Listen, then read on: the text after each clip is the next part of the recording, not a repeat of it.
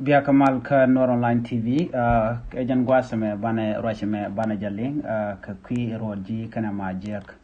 an wala shang wal bakel ka pai ngwan ron kina dara wi jandang ro ngwan ngai kon manana shoda lat kam Majiek kana roji bana kul ling ne tin kon lat ka rodian ka jan gwasame bana tej bana kananu ngami medak roji kana Majiek ki ka ngani dak rojio kana Majiek banje chulin kel ke bukon tin content chala de mes ka social media kana video de manana inshallah en roji ka rantin ko kena kona inshallah de musician ka Facebook bana ka chulin kel ka gwas me men bana focus tin ka jan gwas me bukon gwine do badanan chungwan cholat ke je ko na ga je lunga nuer community ki nuer nation ke le gor jeno de roji da jaram dan de kel kana Majiek ko kane tun wan kan gorno bikan right me bikan kamnial ka do dana de je yalla ka je ki de je sol ko je ban raje ban je chulin kel mi jira ma jidit ka jan channel me de jogno jin nyaka nasan to ken ko Lääri ti bikan ko la chu gasan ten gor kon ke de ko ten ken yam gas me ngai kone road ji jen musician won ka la dana shelat ke je ki jen te ke did ba no won alo panan shelat ke video de ka shi kon dit ka batin ja kamrar won ba chana kaling no mo kel mugor kono no de kono ngaj gwas me nyok de ne do be dane chaje chol ke je gwan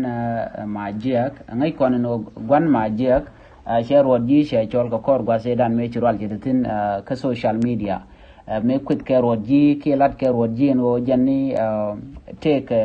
goy tikana ka Majiek ka do be dane shi point en roji she gorno be Majiek be ja kamnial ache tegne ti chilodien che jiak kanito roji mele da shi mo ga ka kuje mo shi ne tun wan shi kana look kane ka community dana look ka jibin tiyo go ge jeno ko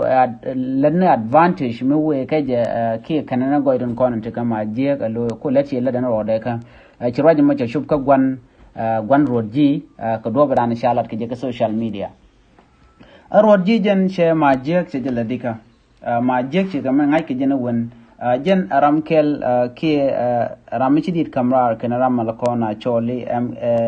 KMB aramkel mi chikandi dano Majiek ci gana kamrar kel ngai kon no andi de mo te KMB te jawrate tin ka general di de mo real kamone chala do ci kanat ko kor gasmi bar mi ci rodji she gorno bu ko let kel kana Majiek che nan ngwas mo che contract ke shujek contract che jek cha ga chuno ko nuer dial ke shi point en rodji she chu gorno ba Majiek ba janga jene dial mi nyono che ne tun walon kan nuer che kan Majiek che kan ngajen tama men ci to gwasa me shi jealous je to kanadin content don nyer ka rodji ko do badanan ci rodji che gara che Majiek che kamnyal ka je kan ai ke jen wonan Majiek tepin ano ci rodji che la shonkel kana Majiek che Lääri midi de long kan nuer community kene konen cha rodji chaje no che te kar wanti mwande ci ben mi chana raja dan inshallah rodji ka gwal dan ci go writing kana gwan Majiek che la rodji point eno gwan Majiek jene jin ko jin ga do aradian che go eno biata kel jena gada kar wandi ti wa kar wandi ti sha lade netin konti lo ka rodji ko mi shoga social media bi jigo no right ne tun wallon against roji lo ka roji point da jaram dan let kel kana Majiek ka kor gwasame ngai ke je panyen go shi ka let kel Majiek kana KMB shi let kel lo ka panani duno ci roji shi ka let kel nyok kana Majiek na mo shagu je no ye shi chong wa garama ko kana credit dun KMB namo kel mi chagu jeno shire ko mache lad an gwaza mo chete ka por jang cha lat chete ne ga yuri shangun chalat point en roji no te ga yuri shop ka kin ba kale sha kam ka te de kan di de kan or ko ga ka Kampala kenyo gare yonto to de kan KMB de kan jaga jawu kel ka kelo de kan di to de kan golat dungno che bente ka rol tung wanda to kan wano shu roji ke video dan chalat chu ila no che nei por jag mai ne kapchong yo ka tet ka manager ka keram dana promoter keram dana ku ka support men ci project ci real ka jana kan yo kan ka kan nyok point de roji shi ala de nene wane tun walat kene en wo en she yo te yo te kan endi dana chalat la de je ko kor ka me shi gak ne shi ka tuok kwit ka ko online ke ki Majiek en ngwas mo ka yo ka show video de jalat ka kan Majiek ba kan le ban pin che goro jen ba ben ke video da dungno chika yoten kon shangun ka kwi Majiek la da video mo ka ke la da ka yoka ka lwangda che jalade nono ka duob dan shelat ke je o porjege dan che ramedan lat porjege mo che jogo tedi ala ka kabro den chong jin wo je porje ko anta men je te garol ton wan run bari midid ana mo chakel gwase dan e chaje ngacha che gwan Majiek che roji che shol che roji che ga bentiu an gwase mo a chi ki uraj cha roji cha jog gwan Majiek kana ramdan en la wa kwar use karup kona wache chicken wala no jin roji ko jin gaddo arkanti mudo dien che gwano jin bial let kelen Majiek kuje mo cha roji cha je chu kap chong tin an wo de kan let kel kan Majiek na me kel jen rega dan chitwo no kon ka reaction en kon ngwe ke ko kan ramadan na ku le tekel kana roji shirka Majiek jen gorga jeno en wo dere wo ka live video Majiek dumun no je der wo ka live video der right mun no ka men cha lat she mane ka kiro di der je wolat ka live video ka Facebook ko jan gwase dana ngai ke jeten ka kuje mo de Majiek der wo live de man guje de je wolat ko ram right ka mi che jan mi cha right che jelong de ramadan te ka kel man cha kamen wo bi la de ka be live kel der belat ko goro jono ba je tijba let's say on point tagan online TV gor jeno bade janga jeno historian history metedi ko nuer mi bikaran be kana support karun ba jo le down ke ba je palo che macharo di chaje la de ne mashi mo gwa che dia sor mo gwa ko ne ko la nueri den jere ala ka do mo gwa mi de janga ki jeno sha mi je chaje la ko ngai korea de condition la de no was me mo kon ka komena den mesha nyo ngun Ramkel chelan ka social media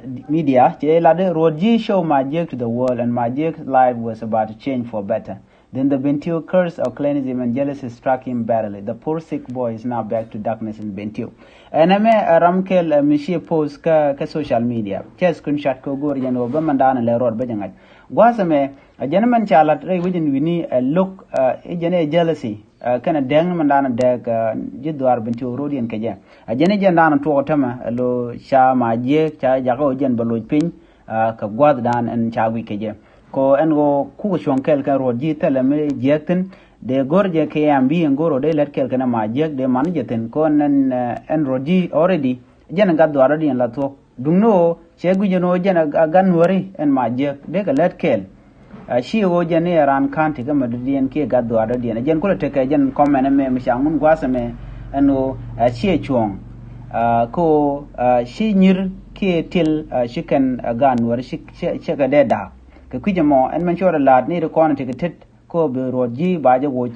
ka Majiek jaje gujeno na me chi chong alo gorje no baje address gwa ke baje la gwa nuar dial te konte ji chong kel ka Majiek kon Majiek ko raje dan inshallah jen roji jela de nene jene point de en Majiek goro dar dul gorka ko goro je ben o da dul wal ko be jen o jen te ka rik tot te point ti de ugi radio wal ajenne dane chala long chima music karwade na mo kel ajenne chala chewum shuman tama mi chaje na tama men chala long ka jirar ajenne o de Majiek de nang dol wal en chen gor yu duno shegu jeno de Majiek de ne let kel duno tama ko ci pinche te ka kwet ke je te ka rwanti ngwane teten en che pelen wo belet kel kona Majiek chama charo ji cha kapchong a shema na Majiek ajendan en de yen linga jen gwasme ko kon goro no bu ko dan tej anga mataka lwang ko dere roji dere jawoj ko cha goro no run baro do nyok ngai kon la tok eno brand be credit radien be jokan ramishilet ke kwide she ka point de roji shelet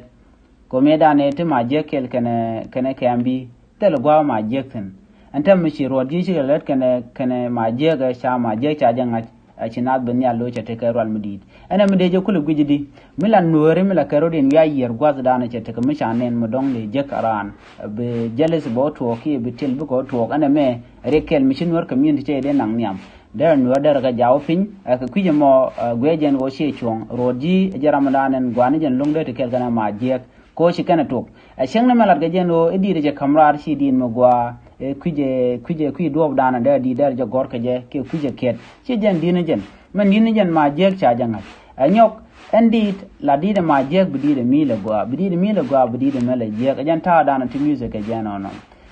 de gore jeno mi din